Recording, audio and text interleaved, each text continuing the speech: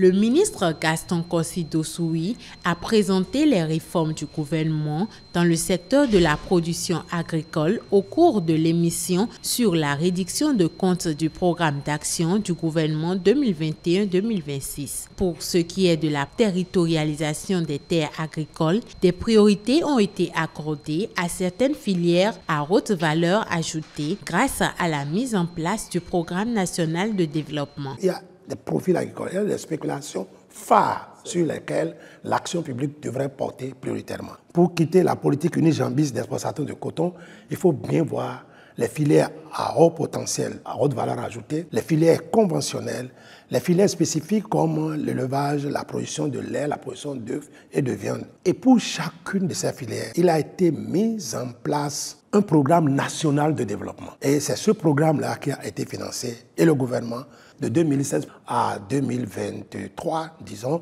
nous avons déjà injecté des ressources propres de l'État de plus de 32 à 35 milliards de francs.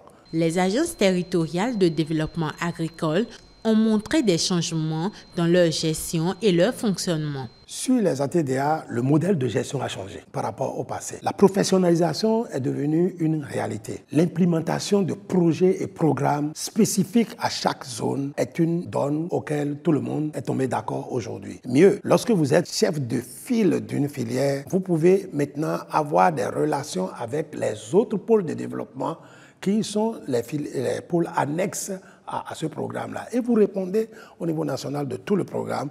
Je prends le programme de riz. Le chef de file est à Malanville, mais le riz on produit dans les collines, dans le zoo, dans l'Atlantique, dans l'OME, un peu partout. Donc, on administre ce projet à travers un couloir bien précis. Il explique que des aménagements hydro-agricoles sont effectués dans les vallées afin de maîtriser l'eau. Le Bénin, avant 2016, avait au plus 6200 hectares aménagés, soit 2% du potentiel hydro-agricole. Mais entre 2016 et 2023, nous avons aménagé 25 440 hectares, soit 4 fois plus. Ceci a permis de maîtriser l'eau et de pouvoir faire une agriculture résiliente. Cette maîtrise de l'eau est surtout en faveur du riz et des cultures maraîchères. C'est dans 67 communes du Bénin que nous avons pu faire ces aménagements-là. Mais ces aménagements surtout sont dans les vallées de la Sota, les vallées du Mono et les vallées de l'Ouémé. Gaston Kossi-Dossoui présente ensuite de façon spécifique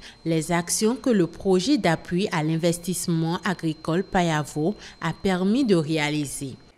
Dans la vallée de l'Ouémé particulièrement, nous avons même installé un projet spécial avec l'appui de la BAD pour faire des aménagements assez importants. De 2017 jusqu'à, et le projet est en train de finir, maintenant on l'appelle Payavo, projet d'appui aux investissements agricoles dans la vallée de l'Ouémé. Dans l'Ouémé, aujourd'hui, il y a plus de 4 à 5 000 hectares aménagés. Les aménagements dont on parle, c'est quoi? Là où l'inondation devient forte pendant la saison et on n'arrive même pas à faire du paiement de la tomate, on a fait des planches surélevées. Et là-dessus, les gens peuvent cultiver sans être inondés, même en période de crue. Les zones plates ont été aménagées pour la riziculture. On a développé non seulement les technologies pour la production, mais on a développé aussi beaucoup de technologies pour le séchage, la conservation, avec des aires de séchage, avec des magasins de stockage et autres. Mieux, au cours de l'année 2023, nous avons fait étudier 12 000 nouveaux hectares pour aménager. La vallée de l'Ouémé seule a eu 9 000 hectares étudiés aujourd'hui en 3 grandes zones et les discussions sont maintenant lancées pour pouvoir aménager et valoriser ces espaces-là. La vallée du Niger a reçu 1500 hectares et la vallée du Mono 1500 hectares. Plusieurs perspectives sont en vue pour améliorer davantage ce secteur d'activité.